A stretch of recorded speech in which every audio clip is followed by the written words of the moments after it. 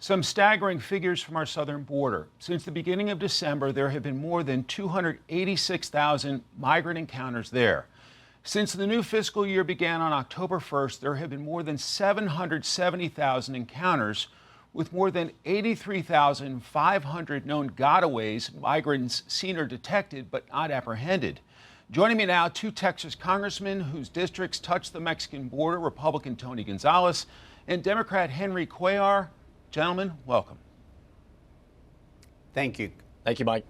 So some eye-popping numbers in terms of illegal immigrants coming to the United States. Congressman Cuellar, if President Biden's watching right now, what would you tell him he needs to do? He needs to look at the pull factor. And the pull factor right now is that as long as people are coming to the border and they feel that they're hitting a speed bump and they're being released and waiting 4, 5, 6 years for an adjudication, then they're going to keep coming. It's the pull factor. If we don't address that by addressing detention, giving them the quick hearing, and then deporting, most of them are going to be deported because asylum cases, if you look at the last 25 years, 87% are going to be rejected. So why are we allowing 100% when we ought to be looking at a smaller point? So it's the pull factor. You got to have detention and deportation. Congressman Gonzalez, you've invited Speaker Mike Johnson and some leading Republicans to the border this week. To be fair, though, wouldn't it be more effective if you had Democrats coming as well? Well, step one in solving the border crisis is getting all Republicans to get on board. I have hosted Democrats as well, and I'd love to host anyone who's willing to come to the border. Life along the border is turned upside down, and that's exactly what the Speaker and my colleagues are going to see next week. You know, I believe in legal immigration. I believe most of America believes in legal immigration, but what we're seeing is not that. This is chaos. And so enough is enough. It's time to deport those that illegally come into the United States. And President Biden can either do that or he can watch and lose and watch the next president enforce those policies that are on the books. Hosting Speaker Johnson next week is very critical to getting House Republicans on board. I'm expecting at least 60 of my Republican colleagues to join us on that visit. We're going to be in Eagle Pass. We're going to be hearing directly from people on the ground. These stories are going to resonate, and it's going to lead us, House Republicans, into 2024 as we try to tackle these issues. The Justice Department's going after your governor, Greg Abbott, planning to sue over the Texas anti-immigration law, threatening, quote, to pursue all appropriate legal remedies to ensure that Texas does not interfere with the functions of the federal government. Do you support the DOJ on that, Congressman Cuellar? Well, first of all, let's keep in mind that there is a federal law that says that if you come into the United States, it's a misdemeanor, and then if you keep doing it, it becomes a felony. So there's already something there.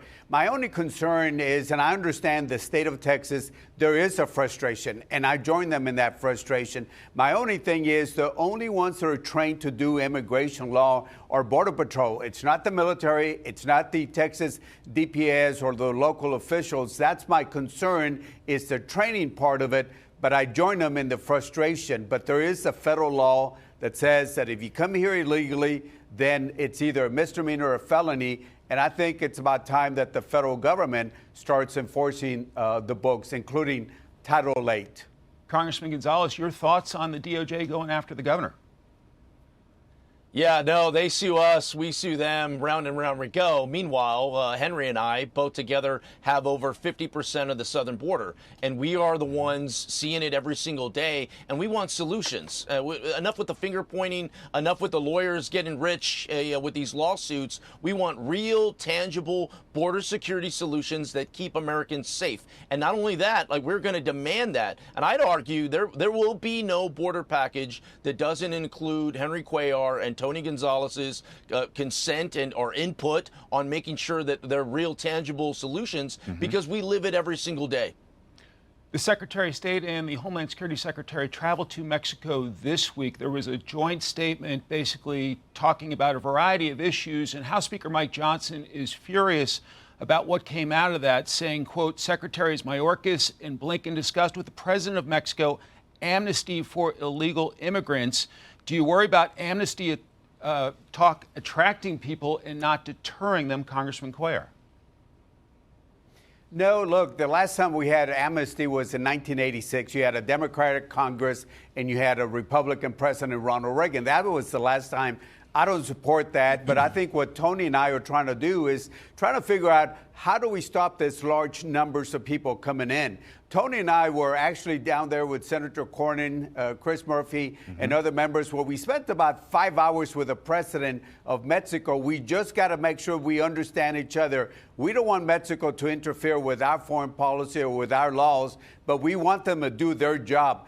The more we stop people on their 20-yard line, which is Mexico and Guatemala, then the better it is for us here. And then we got to enforce Title VIII, deportation, and of course, detention also. Congressman Gonzalez, was the visit to Mexico by the cabinet secretaries just a photo op? I think it's more than a photo op. I think it's the Secretary of State doing his job, and I thank him for doing his job and visiting some of these countries. For too long, the administration has relied on DHS Secretary Blinken, but I'm going to be very clear here. There will be no amnesty in any national security package. I will make sure of that. I am looking for real, tangible solutions. That is a dog whistle to the left that essentially tries to get them on board. I'm not worried about the politics in it. I'm seeing Americans do not feel safe in their own homes. I'm seeing fentanyl killing Americans. I'm seeing cities all over the country. Right now we're talking about New York City and Chicago, but next year we're going to be talking about Denver and LA and Philadelphia. There is no end to this border crisis until there are real, tangible solutions, and that starts with enforcing those that come over illegal into our country. You deport them back to their country of origin. Okay, when you gentlemen return to Capitol Hill, funding will be really a critical issue, facing a January 19th deadline. After a couple of short-term punts, will you guys get a deal through September the 30th, Congressman Cuellar? Well, you know, both Tony and I are appropriators, and we certainly want to make sure that we fund the appropriations bill, especially Homeland appropriations bills. You know, we do have January 19th, and then we have the February 2nd. Then in between there, we got to see if we're going to work out a deal on the border and, of course, Ukraine and the other areas, Israel. So those are the things we need to look at. But as appropriators, we want to make sure we don't have a shutdown. We want to make sure that we fund the government appropriately. Congressman Gonzalez, do you worry about another short-term funding extension? I do. If you thought the politics in 2023 were fun, just wait until 2024. It is going to be a lightning. It's going to be nonstop.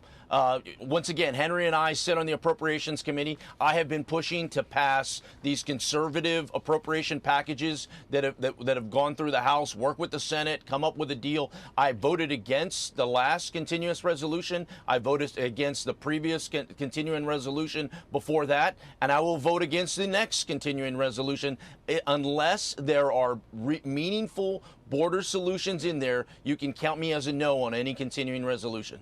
All right, Congressman Gonzalez, Congressman Cuellar, thanks very much.